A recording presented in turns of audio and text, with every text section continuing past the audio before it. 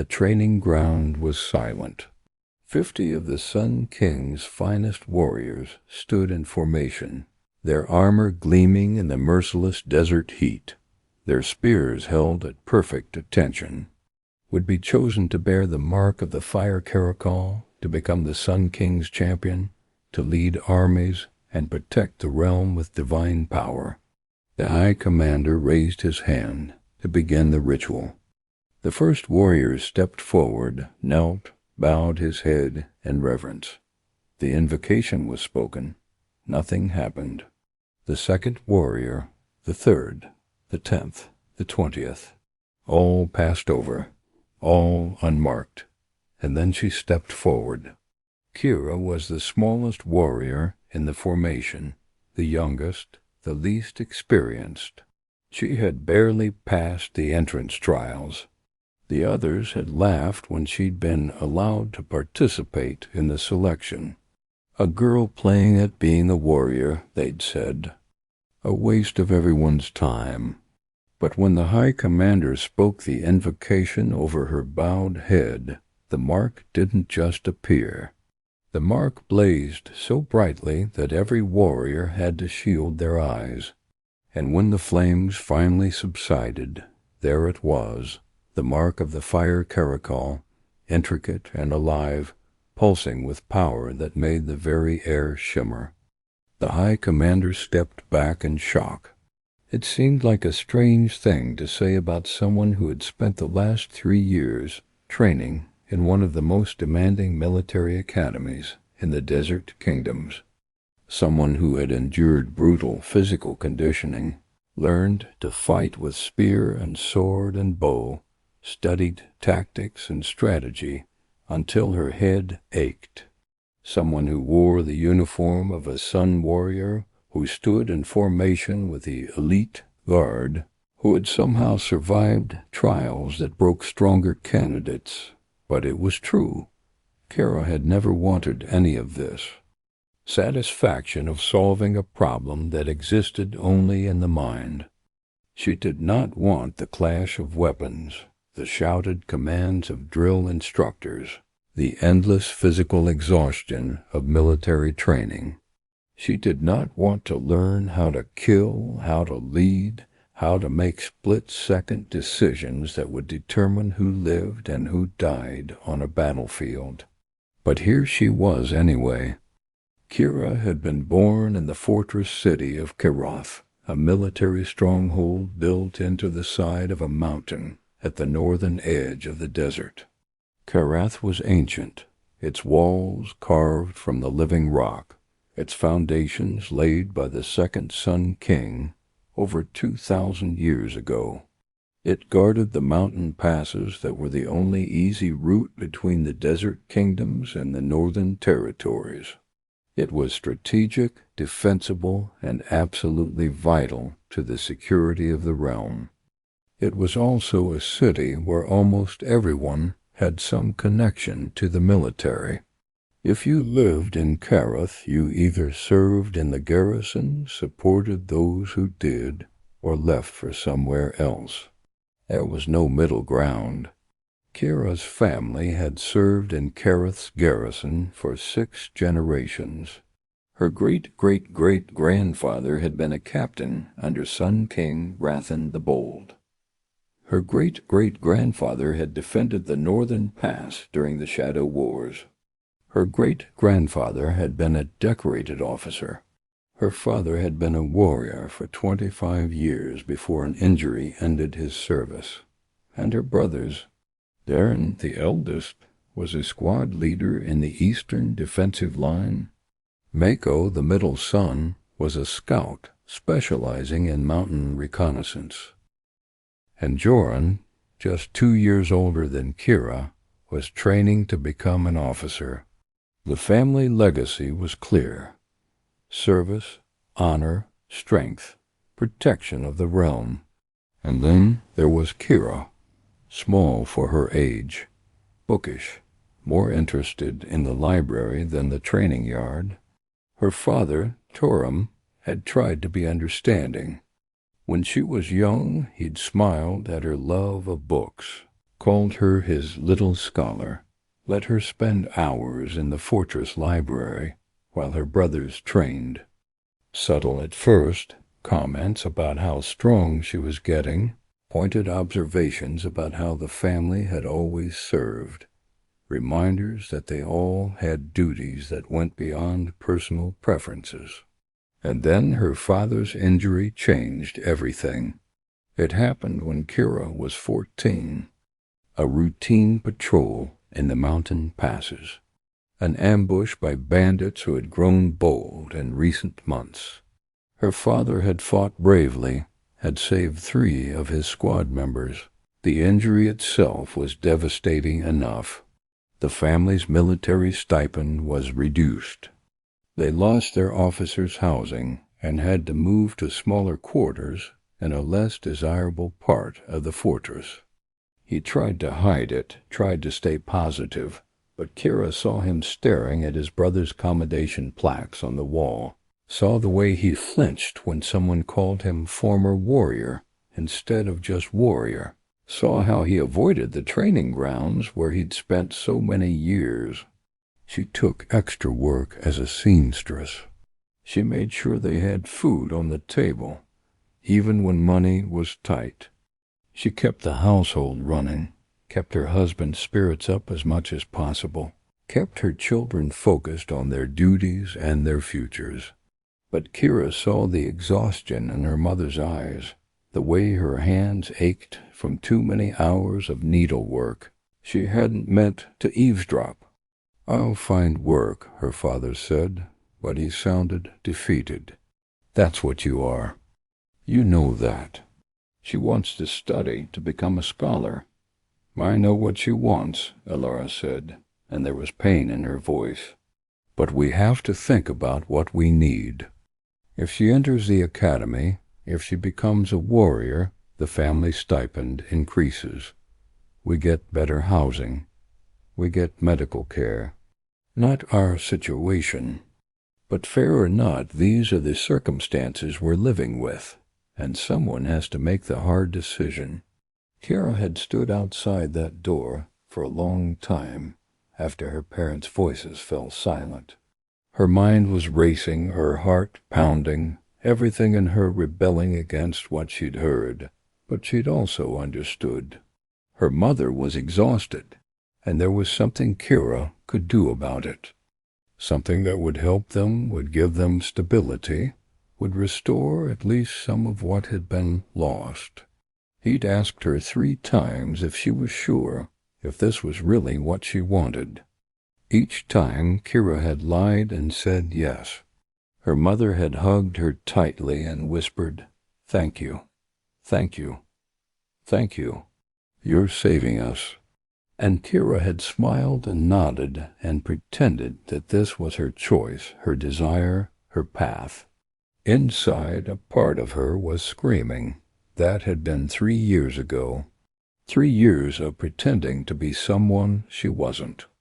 3 years of doing just enough to pass the requirements, to avoid bringing shame to her family name, but never excelling, never standing out, never letting anyone see how much she hated every moment of it. She'd advanced through the levels of warrior education by studying twice as hard as everyone else to compensate for her smaller size and lesser. And now, at 17, she stood on the training ground with 49 other warriors, about to participate in the selection, the ceremony where one warrior, Kira, had no expectation of being chosen. None whatsoever. She was here because all graduating warriors participated in the selection. It was tradition, protocol, a formality. The mark would choose someone worthy, someone strong, someone dedicated, someone who actually wanted this life. Someone like Darius, the top-ranked warrior in their class. Or Thorn, who could outfight anyone in single combat. Or Vera, who'd won every strategy competition they'd held. Not Kira, never Kira. She was just here to fulfill her duty, to show respect to the tradition, and then to begin her actual service as a regular warrior in some quiet garrison somewhere where she could do her job without anyone paying too much attention. That was the plan, anyway. The universe, it seemed, had other ideas. The selection ceremony took place on the great training ground at the heart of Kareth's fortress. It was an enormous space, carved flat from the mountain itself, surrounded by walls where observers could watch from elevated positions. Everyone wanted to witness the selection. It only happened once every 5 years, when the current champion completed their term of service, or more rarely, when a champion died in battle and had to be replaced. The last champion had completed his term 6 months ago, returning to private life with honor and glory. Now a new champion had to be chosen. She felt like a fraud standing among them. High Commander Barak stood before the formation, an imposing figure even in his 60s. He'd been a champion himself once 40 years ago. The mark of the Fire Caracal still showed faintly on his forehead, though it no longer glowed with active power. He'd led armies, won decisive battles, served the Sun King with distinction for his entire 5-year term before passing the mantle to the next champion. Today we stand in a tradition that stretches back to the first Sun King, to the days when the feline totems walked among us and granted their blessings to those who would defend the realm. The Fire Caracal chooses those who have the strength to fight and the wisdom to know when fighting is necessary. The Fire Caracal chooses champions. Another pause. Kira felt her heart beating hard against her ribs. She just wanted this to be over. The mark will appear on the forehead of the chosen one. There will be no doubt. The Fire Caracal's blessing is unmistakable. The first name was called Darius as expected. Built like a mountain and skilled with every weapon they'd been taught to use. He stepped forward with confidence, knelt before the High Commander, and bowed his head.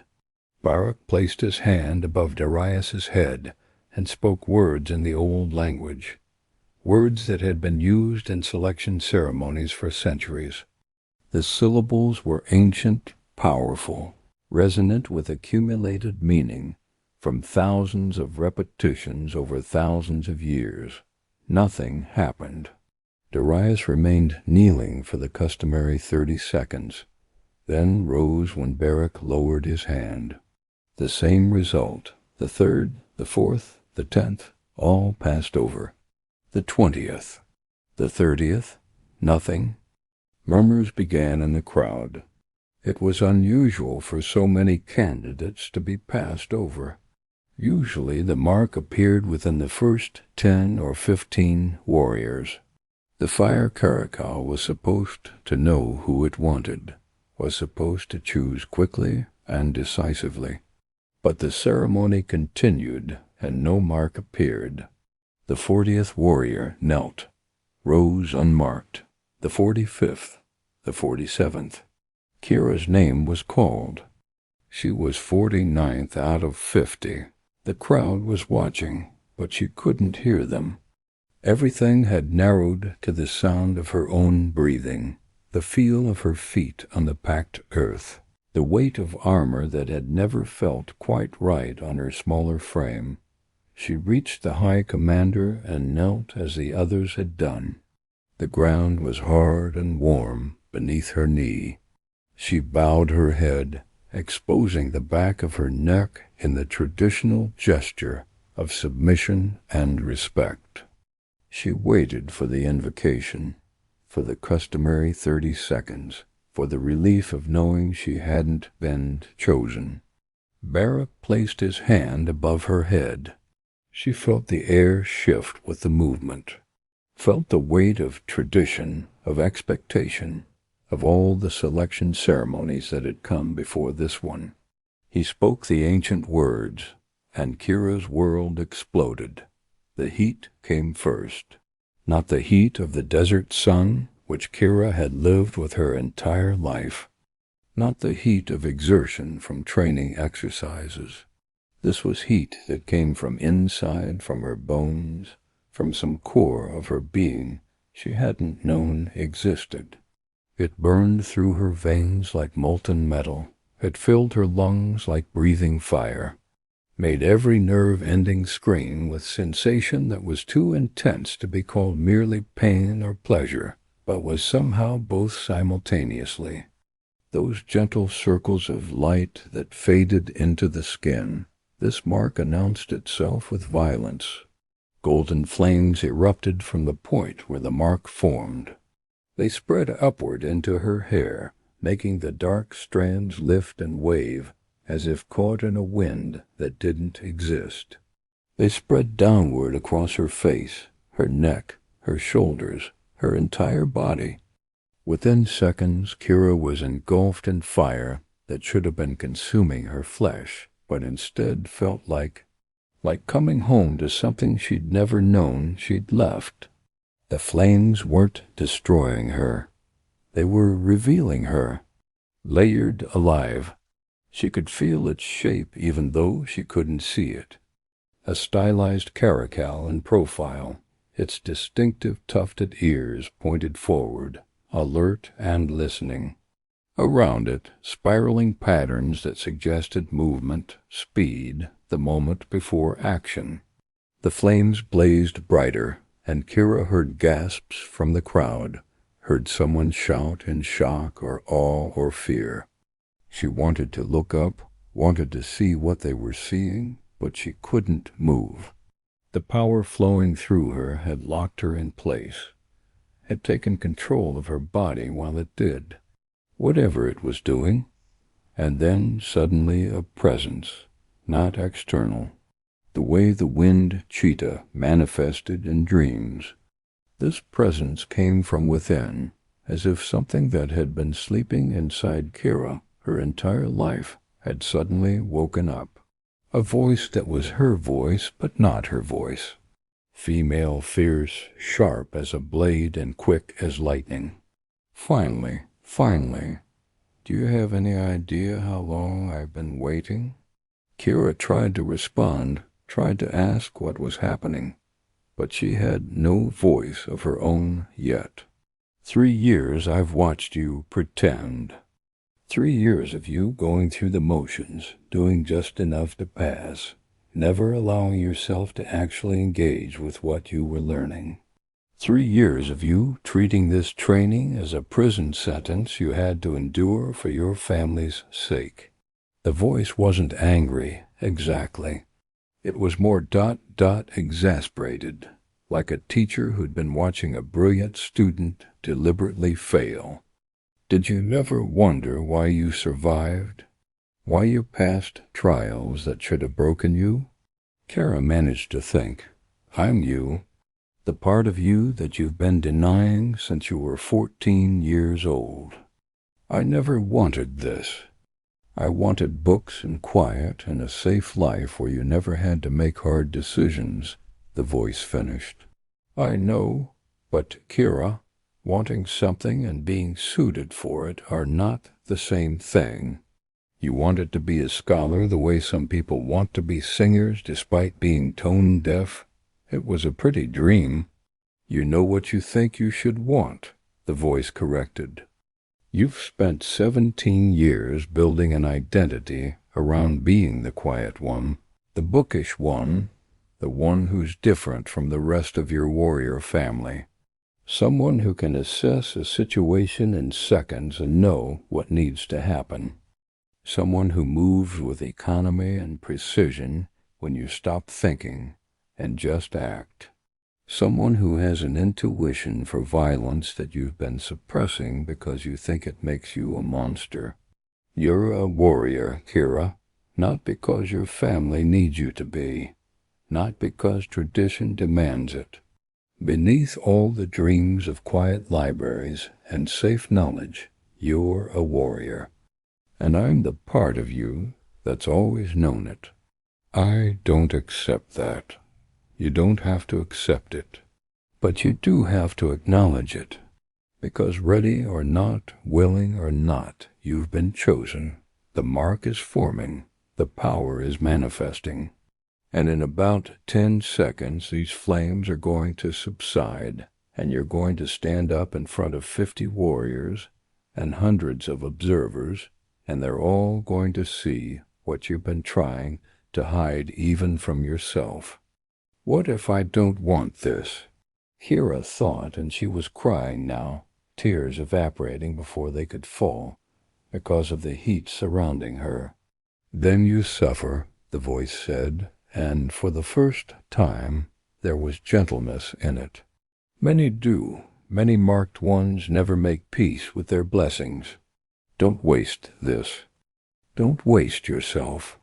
I don't know how to be what you're describing. You don't have to know how. You just have to stop pretending you're not. That's all. Just stop pretending. The presence faded then, drew back into whatever part of Kira it inhabited. But it didn't disappear entirely. She could still feel it, a warmth in her chest that had nothing to do with the flames, a certainty that she couldn't quite dismiss, even though she desperately wanted to.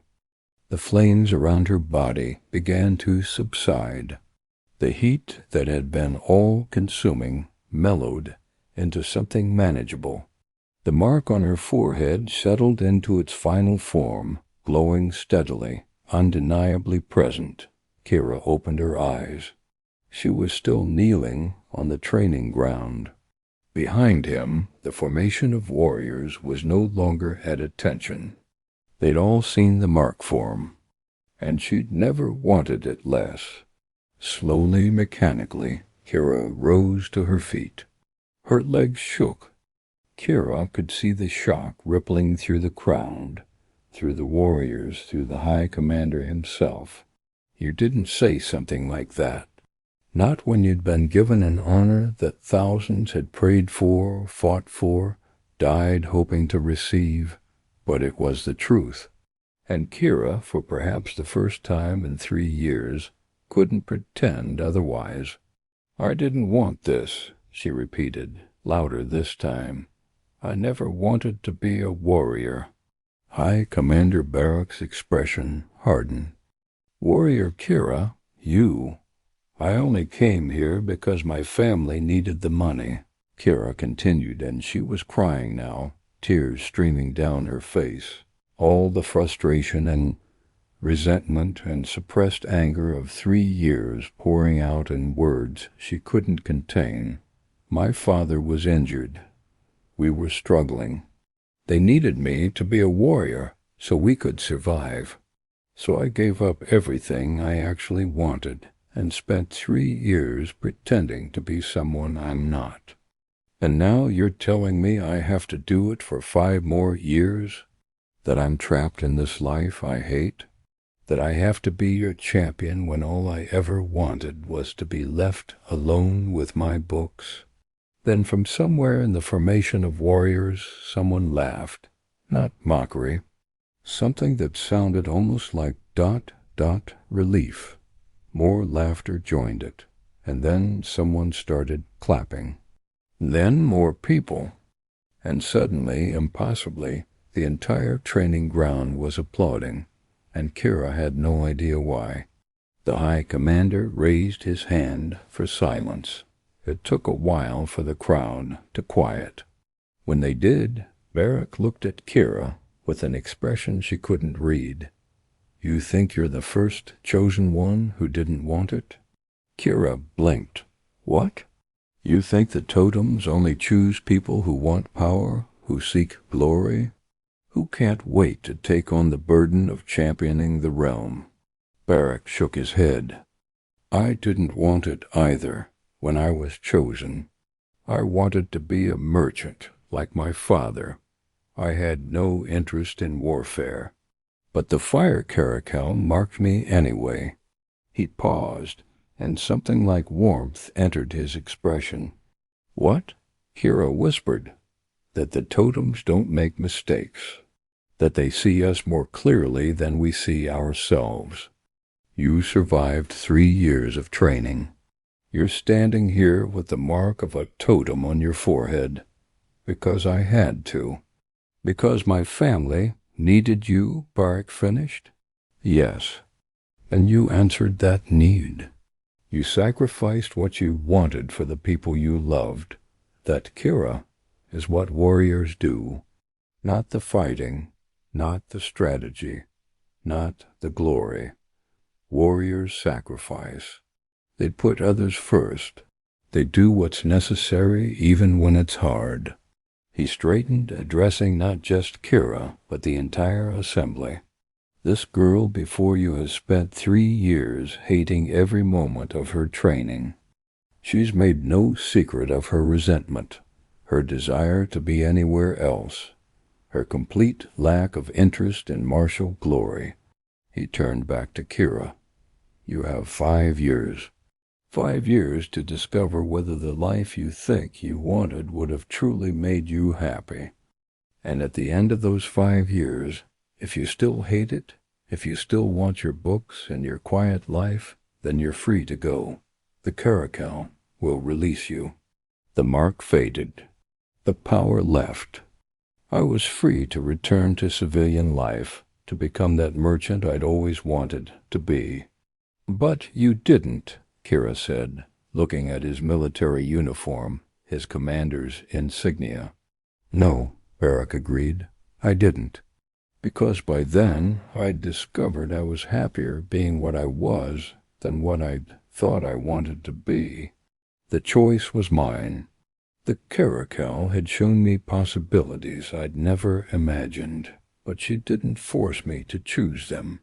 She just opened the door. He extended his hand to Kira. So serve your 5 years. Give it an honest try. And then decide. But don't spend those years fighting yourself, Kira, because that's a battle no one wins. Kira stared at his outstretched hand for a long moment, and Kira, standing in the center of the great training ground, with the mark of the Fire Caracal blazing on her forehead, felt something inside her shift. But maybe the possibility of acceptance. Maybe that was enough to start with. The first month as champion was overwhelming. Tower, rooms that had housed champions for centuries, with weapons displayed on the walls and ancient tapestries depicting legendary battles. She was given ceremonial armor that fit perfectly, as if it had been made for her specifically, even though it had been sitting in storage for months, waiting for whoever would be chosen. And she was thrust into responsibilities she had no idea how to handle. As champion, she was expected to attend strategy sessions with the Sun King's War Council, to review garrison reports from border outposts, to inspect troops and provide assessments of their readiness, to represent the Sun King at ceremonial functions, to train personally with the most skilled warriors in the realm to keep her skills sharp. It was nothing like anything she'd prepared for. It was about being a leader, a symbol, a living embodiment of the realm's military strength. A constant presence on her forehead that she couldn't ignore. The War Council was debating response options: send a full garrison to demonstrate strength, or use smaller, quicker strike forces to minimize resource expenditure. Kira, who'd been trying to stay quiet and just observe since she had no experience with this kind of high-level strategy, suddenly felt the mark grow hot. Information flooded her mind, the terrain of the border region.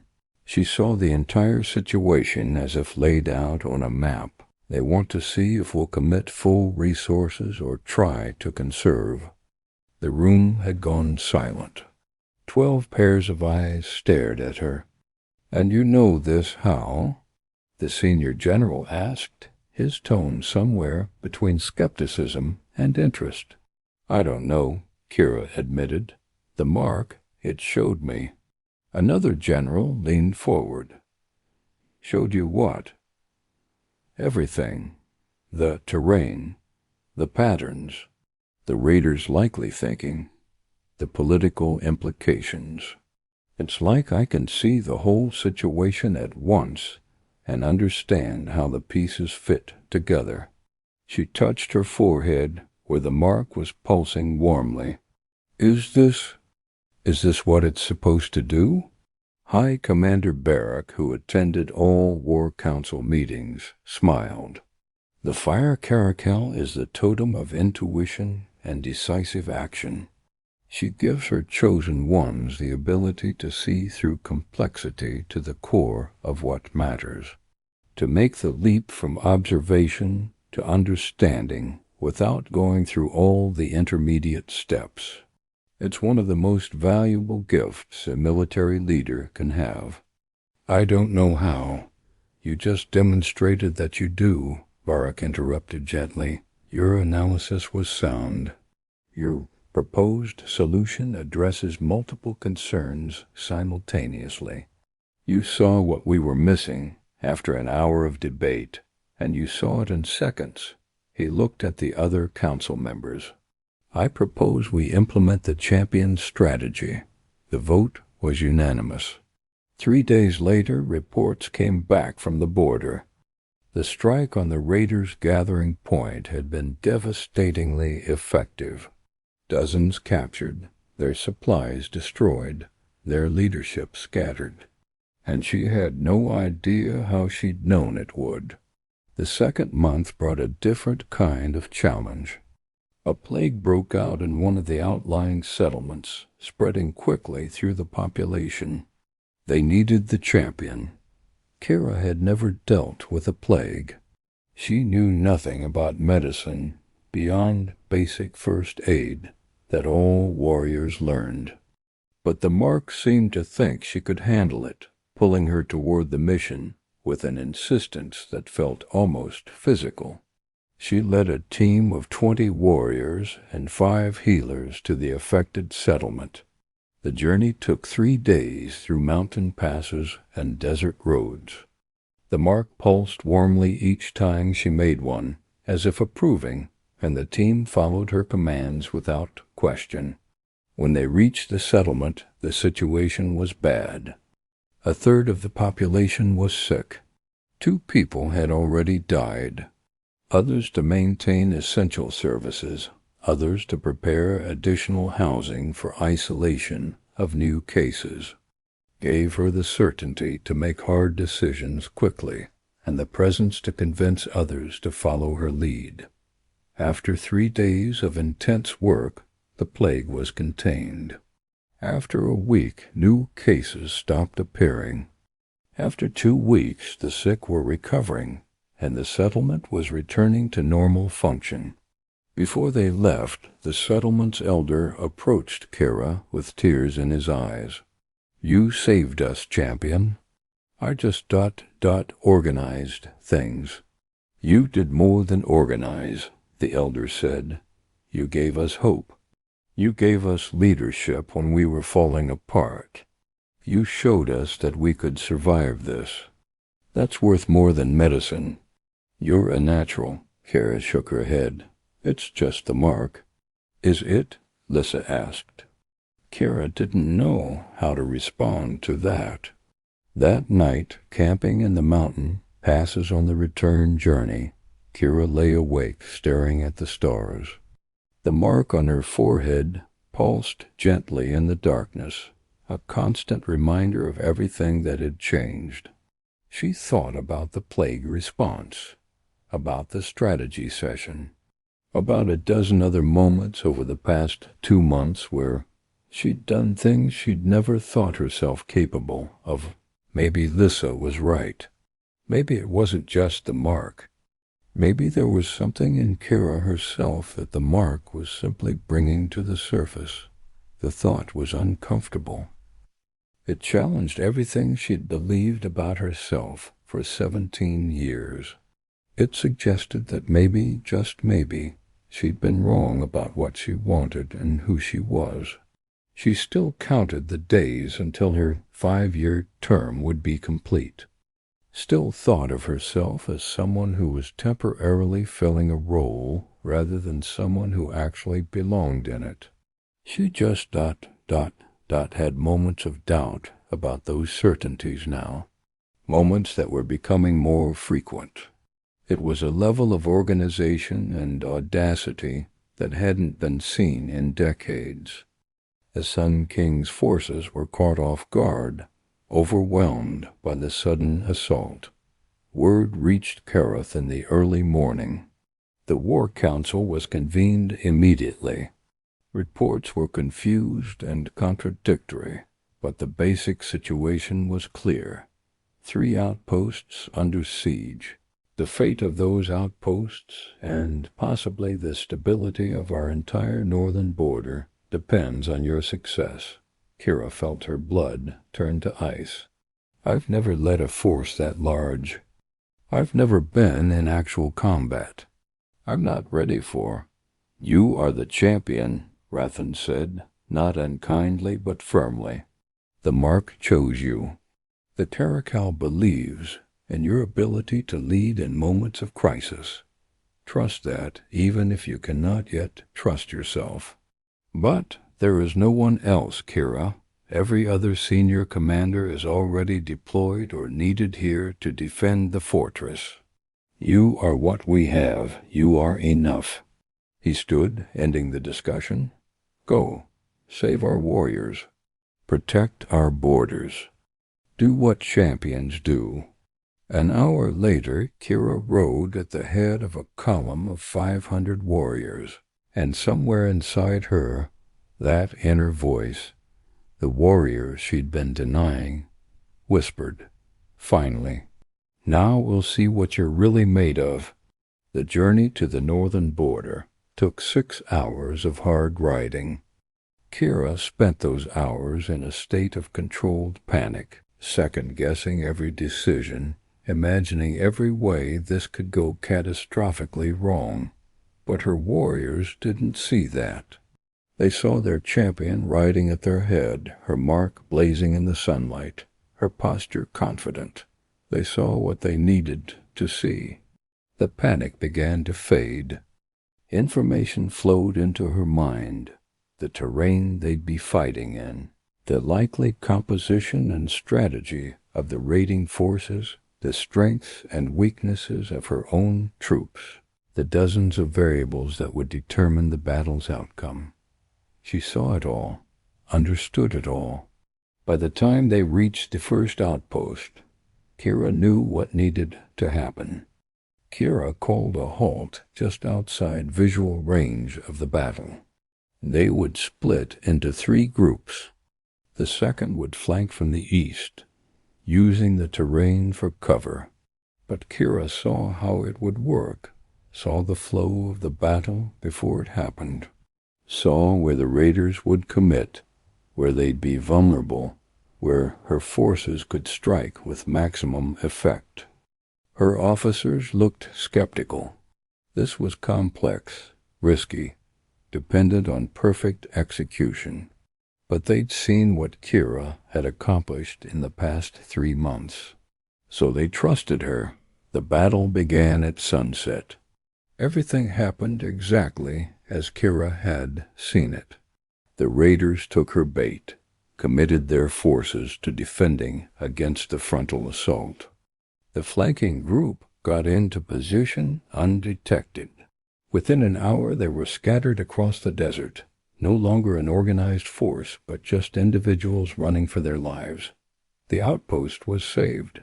Casualties among the defenders were minimal. By dawn of the next day, all 3 outposts were secure. The raiders were defeated. The northern border was safe. And Kira sat alone on a ridge overlooking the battlefield, watching the sunrise, trying to process what had just happened. She'd led 500 warriors into battle. She'd done everything she'd spent 3 years trying to avoid. Everything she'd convinced herself she could never do, would never want to do. And she'd been Good at it. Better than good. Natural. Effective. Decisive. The mark on her forehead pulsed warmly, and that inner voice spoke again. Do you understand now? Do you see what I've been trying to show you? I don't want to understand, Kira thought back. I don't want this to be who I am. Why not? Because if this is who I am, then everything I believed about myself for 17 years was wrong. My dreams were wrong. My plans were wrong. I was wrong about what would make me happy. And that scares you. It terrifies me. Because it means change. It means letting go of the identity you've built and accepting something new, something unknown. The voice soft. When was the last time you felt proud of yourself? When was the last time you felt like you mattered? When was the last time you went to sleep feeling like you'd done something that truly made a difference? Kira was quiet for a long moment.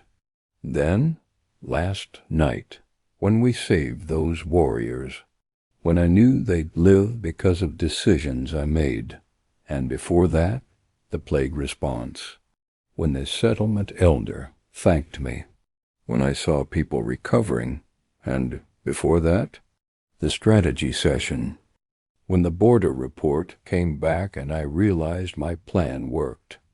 Do you see the pattern? Kira closed her eyes. I see it. No, but you're choosing it now, aren't you? Every day you don't run away. Every decision you make, every moment you let yourself engage with this life instead of just enduring it, you're choosing it. And the fact that you're scared of that choice just means you're taking it seriously. About the sacrifice she'd made 3 years ago, giving up her dreams to provide for them. But it was also possible. Maybe even likely. Maybe even true. The 4th month was when everything changed. Kira had been serving as champion for 1/3 of a year now. She'd led successful military operations. She'd proven herself capable in ways she'd never imagined possible. But she still thought of it all as temporary, as something she was doing for 5 years before returning to her real life. And then her father came to visit, replaced by something approaching his old confidence. Father, Kira said, embracing him. Is everything all right? Is the family everyone's fine? Torum assured her. Better than fine, actually. Your mother's seamstress business is thriving.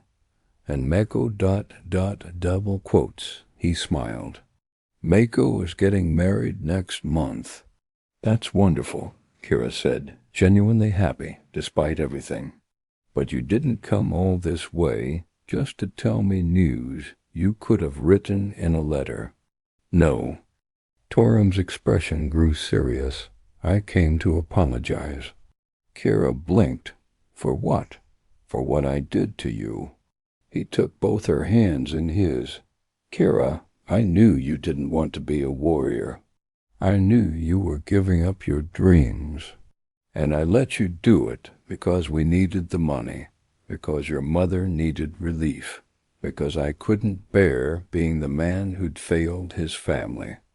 I used you, and I'm sorry. Father, you didn't use me. You chose to save us, Torum interrupted. To sacrifice what you wanted so we could survive. That's not the same as choosing what you wanted for yourself. And I've lived with guilt over that for 3 years, especially after you were marked.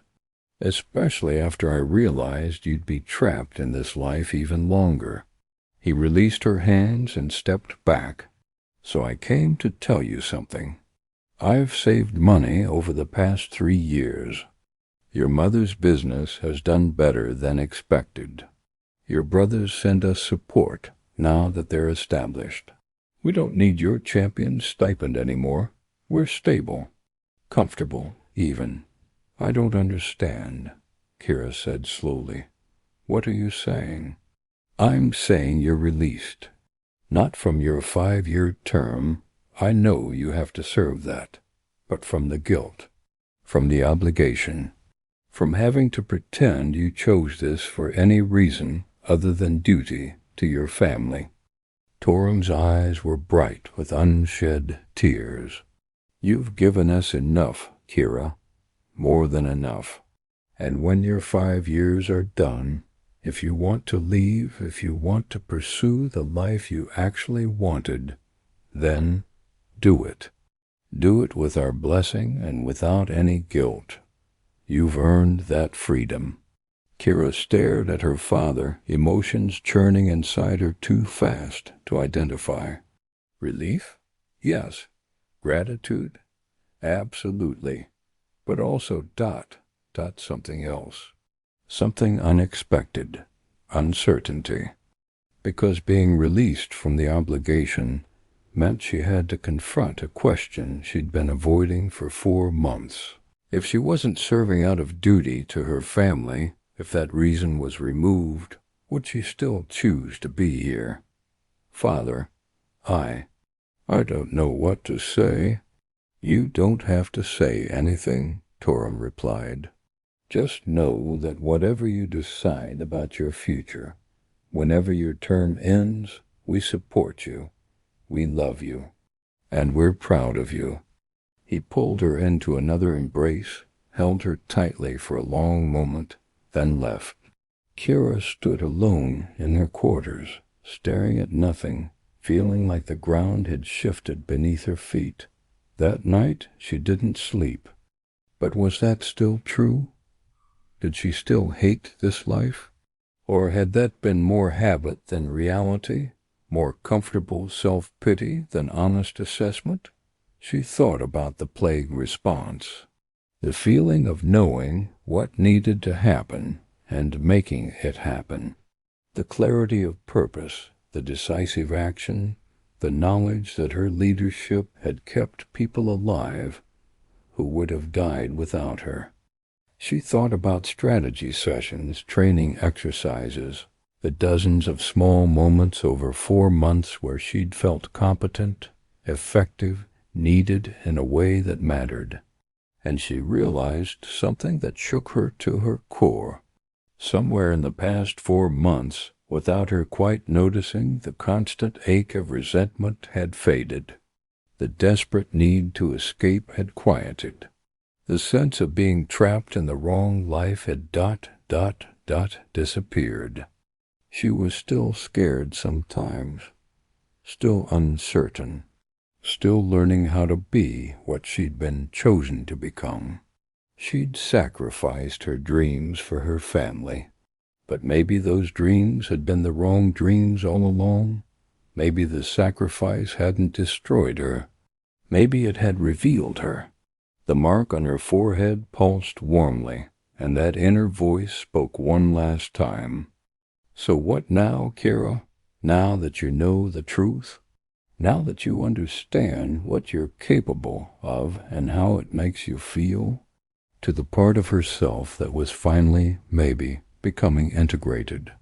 But I have 4 years and 8 months to figure it out.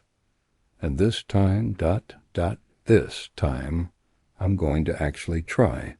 I'm going to stop fighting. But if I don't want to leave, if I find that this life is actually where I belong, then I'll stay, not because I have to, but because I choose to.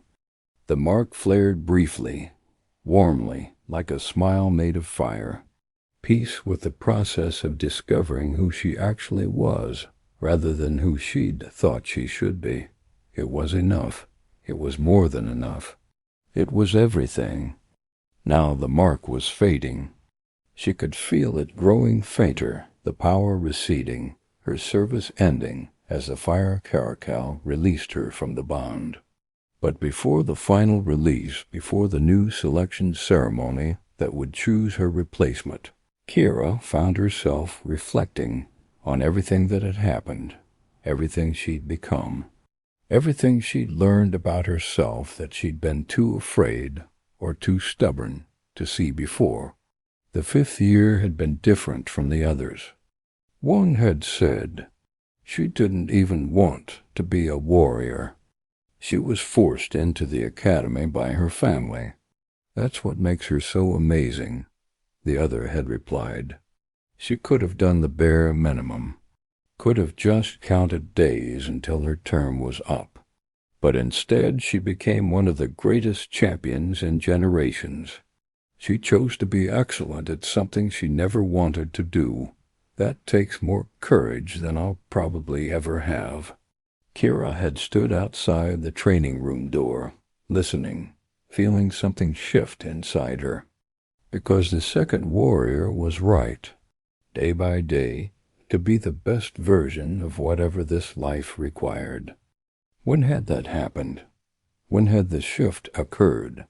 She thought back over the years, trying to identify the moment, and realized there wasn't one. It had been gradual. 1,000 small choices, 1,000 moments where she could have done the minimum, and instead had done more. 1,000 times when the mark had shown her possibilities, and she decided to pursue them rather than resist them.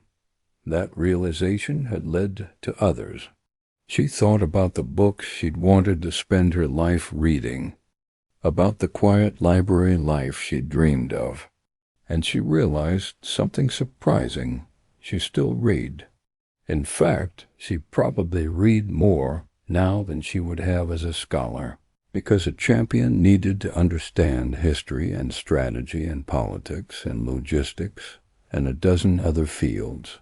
Her quarters were filled with books, and she spent many evenings lost in texts about ancient battles and diplomatic theory and the psychology of leadership.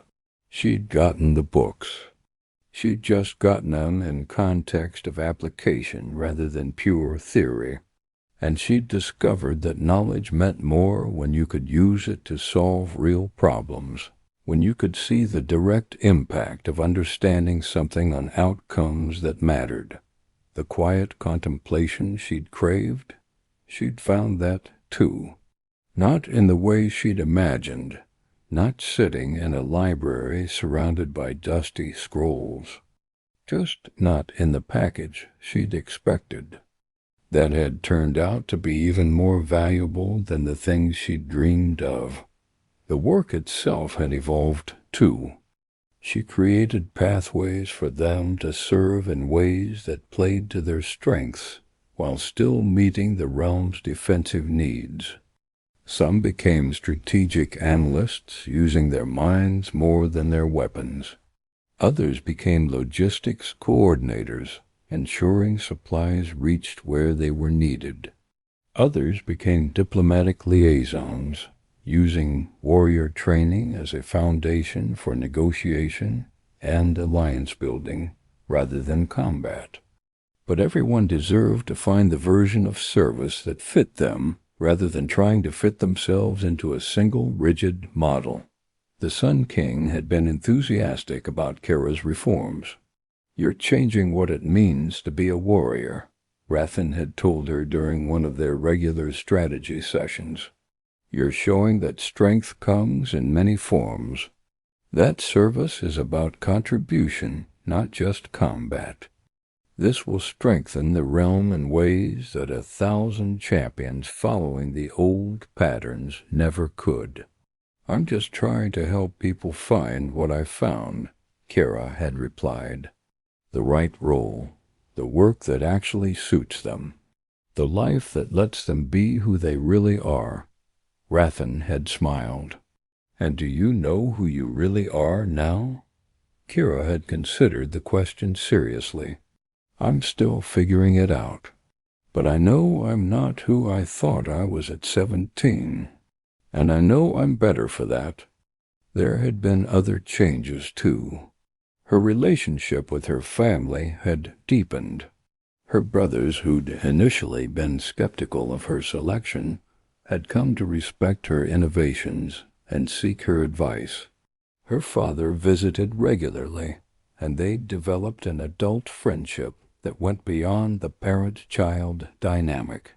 He'd told her more about his own struggles with identity after his injury, about how he defined himself entirely by his warrior status, and how losing it had nearly destroyed him.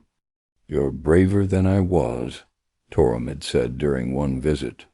"When you lost a life you'd planned, you didn't cling to it. I wish I'd had that courage when I was younger."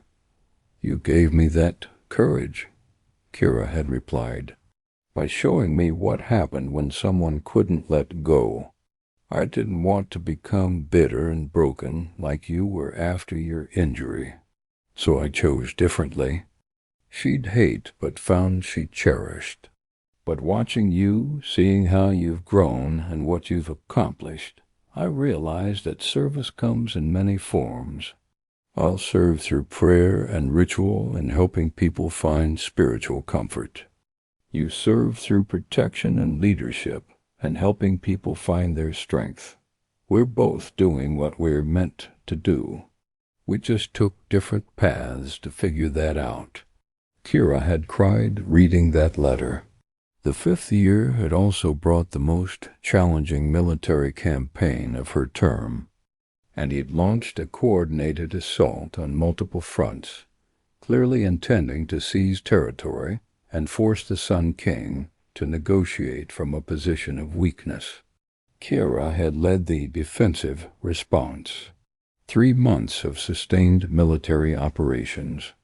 Dozens of battles ranging from small skirmishes to major engagements involving thousands of warriors.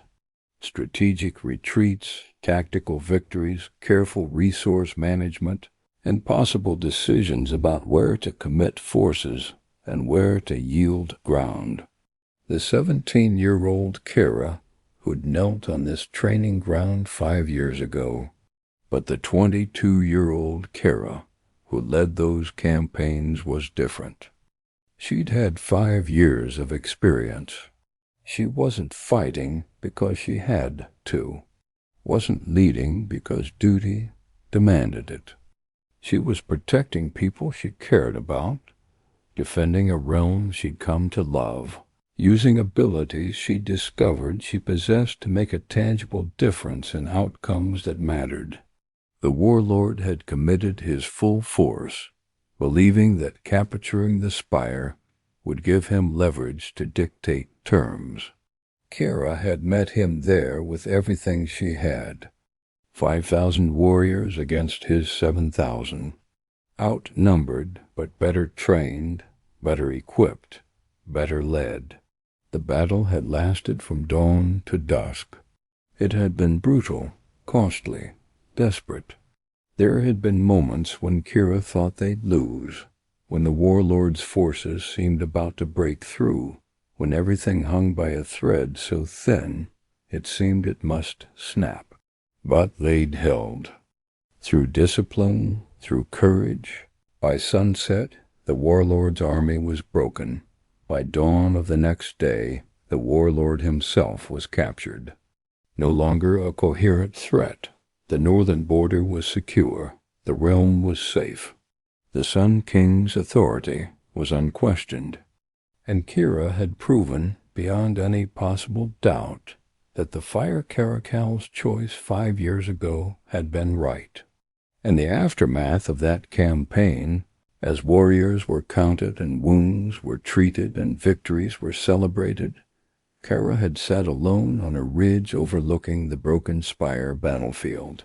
And that inner voice, the one she'd argued with so much in the early months, had spoken one last time. "Do you understand now? Do you see why I chose you? Why I've been with you all along?" Yes, Kira had thought back. "I understand. You saw what I couldn't see. You knew what I refused to know. You believed in me before I believed in myself. I am you," the voice had reminded her gently. "I didn't impose some foreign identity on you. I just helped you see past the limitations you'd placed on yourself.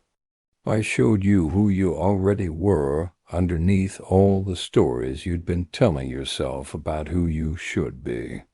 Thank you, Kira had thought, for not giving up on me, for pushing me even when I fought you, for showing me a version of myself I never would have discovered on my own. You're welcome. But Kira, you did the hard work. You're the one who chose to grow. You're the one who let go of old identities and embraced new possibilities. You're the one who transformed resistance into acceptance and acceptance into excellence. I just held up a mirror. You're the one who had the courage to look. That had been 3 months ago. Now, standing on the training ground where her journey had begun, Kira felt the mark growing fainter with each passing minute. The 5-year bond was dissolving. The Fire Caracal was releasing her as promised, as tradition demanded. Soon the mark would fade completely, and the power would leave, and Kira would no longer be champion. She'd be free to choose her path forward, free to pursue the life she'd always wanted. High Commander Barak found her an hour before the new selection ceremony was scheduled to begin.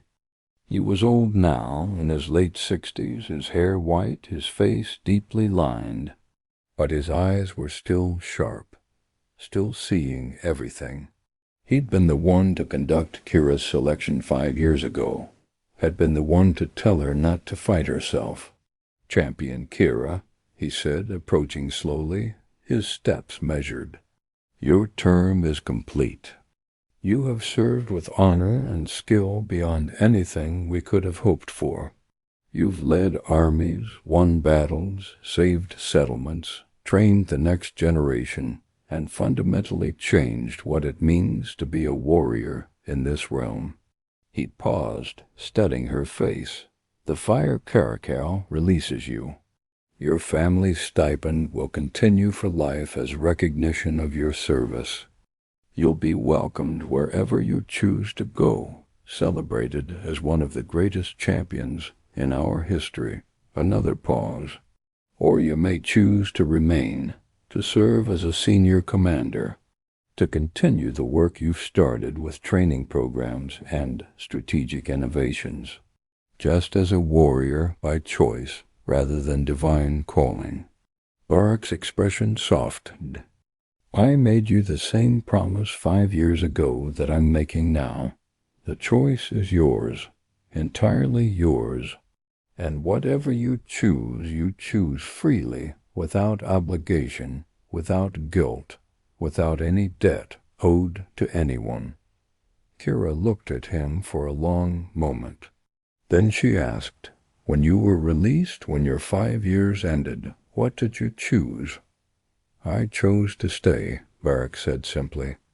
"I took 6 months away from the fortress, traveled to the coastal cities, explored the merchant life I'd thought I wanted. The life I dreamed of turned out to be exactly that, a dream, beautiful as an idea, unsatisfying as a reality, because I'd changed too much to go back. I'd discovered capabilities I hadn't known I possessed. I'd experienced the profound satisfaction of using those capabilities to protect people, to lead, to make decisions that mattered. I couldn't unknown what I'd learned about myself." He took a step closer to Kira. "You're not the same person who knelt on this ground 5 years ago. That girl wanted books and quiet and safety. And maybe she would have been happy with that life if she'd never known anything else. But you've known something else now. You've experienced what it feels like to lead armies, to make decisions that save lives, to use every part of yourself, your intelligence, your intuition, your courage, your capacity for decisive action. Can you honestly go back to just reading about those things, to experiencing them secondhand through ancient texts?" Kira felt tears prickling at her eyes. "I don't know. Part of me still thinks I should want that. Still thinks that the real me, the true me, is the girl who loved libraries and hated fighting." "Why?" Barak asked gently. "Because I knew her first. Because I spent 17 years being her. Because admitting she was wrong about herself feels like betraying her somehow. Or perhaps," Barak said, "it feels like honoring who she was becoming. That 17-year-old girl, she was smart, observant, capable. She just hadn't found the right context to apply those qualities yet. She thought the only way to use intelligence was through scholarly research. She thought making a difference meant writing books that other people might read someday. That intelligence can be strategic brilliance on a battlefield. That contemplation can be the clarity of decision-making in crisis. That making a difference can be immediate, visceral, undeniable. You haven't betrayed that 17-year-old. You've shown her possibilities she never imagined. You've taken her best qualities and found the context where they shine brightest." "But what if you're wrong?" Kira whispered. "What if I stay and eventually realize I made the wrong choice? What if I wake up in 10 years and hate my life?" "Then you change it," Barak said simply. "Kira, this isn't a permanent, irreversible decision. If you stay and discover you're miserable, you can leave. You can always leave. The difference between now and 5 years ago is that now you'll be choosing from knowledge rather than assumption. You'll know what both lives actually feel like, not just what you imagined they'd feel like." He released her shoulder and stepped back.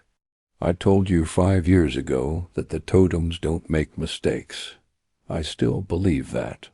But I also believe that their purpose isn't to trap us in predestined paths, to crack open our limited self-concepts and let us grow into something larger. The selection ceremony begins in an hour. When it's over, when the new champion is chosen, come find me. Tell me your decision, and know that whichever path you choose, I'm proud of you. We're all proud of you. You've earned the right to choose freely." He walked away, leaving Kira alone on the training ground where everything had changed 5 years ago. She looked up at the sky. She felt it on her face, on the mark that was almost gone now, on the skin that would soon be unmarked again. And she thought about everything Barak had said, everything she'd experienced, everything she'd become. The mark pulsed one last time, so faint she almost didn't feel it. And Kira knew what she had to do. The selection ceremony was everything Kira remembered from 5 years ago. 50 warriors in perfect formation, ceremonial armor gleaming. The crowd gathered on the walls, watching with anticipation. The feeling of tradition and expectation hanging in the air like humidity before a storm. But this time, Kira watched from the command platform rather than standing in formation, just as herself, as someone who discovered that the life she'd been forced into had revealed capacities she'd never known she possessed, as someone who'd learned that what she thought she wanted and what actually fulfilled her were two very different things. Most were passed over, the invocation spoken and nothing happening. A few knelt and rose unmarked, disappointment written on their faces, but dignity maintained.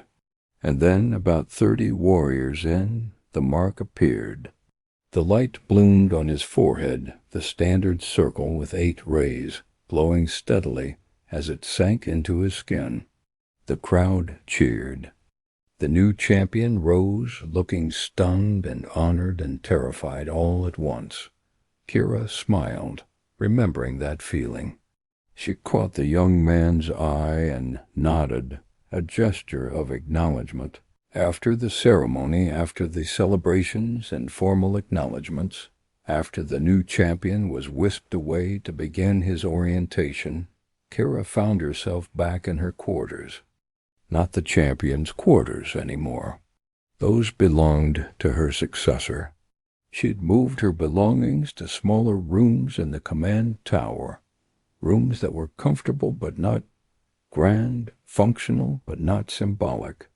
She looked around at the space that would be her home for the foreseeable future, at the books lining the shelves, texts on strategy and history and politics, at the weapons displayed on the walls, not ceremonial, but practical tools of her trade, at the maps spread across her work table, showing the realm's borders and the positions of various garrisons.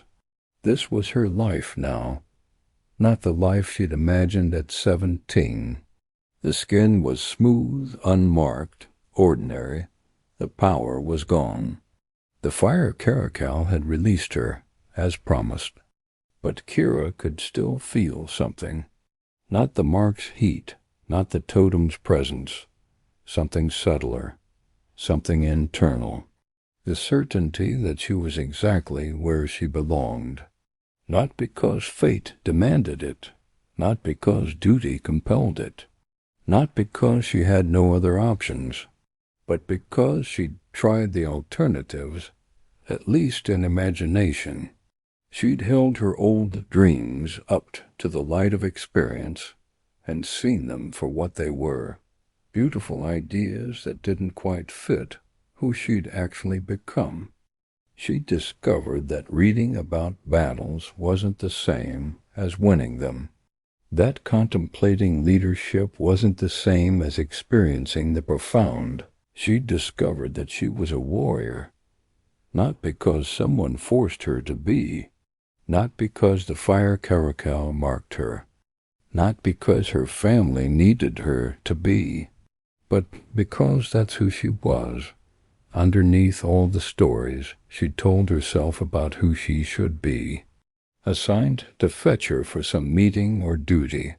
"Commander Kira," the young woman said, saluting crisply, "the War Council requests your presence. There are reports from the eastern border that require strategic analysis." Kira gathered the materials she'd need, checked her appearance in the mirror, and prepared to head to yet another meeting where her insights would shape decisions that affected thousands of lives. And as she left her quarters, walking through the fortress corridors toward the council chambers, for the person she'd become through the struggle, for the capabilities she'd never have known she possessed if she'd been left to pursue her comfortable, safe, ultimately unsatisfying dreams. The Fire Caracal hadn't destroyed her. She'd refined her, revealed her.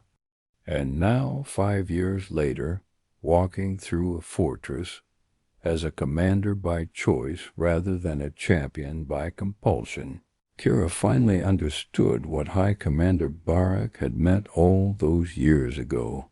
The totems didn't make mistakes.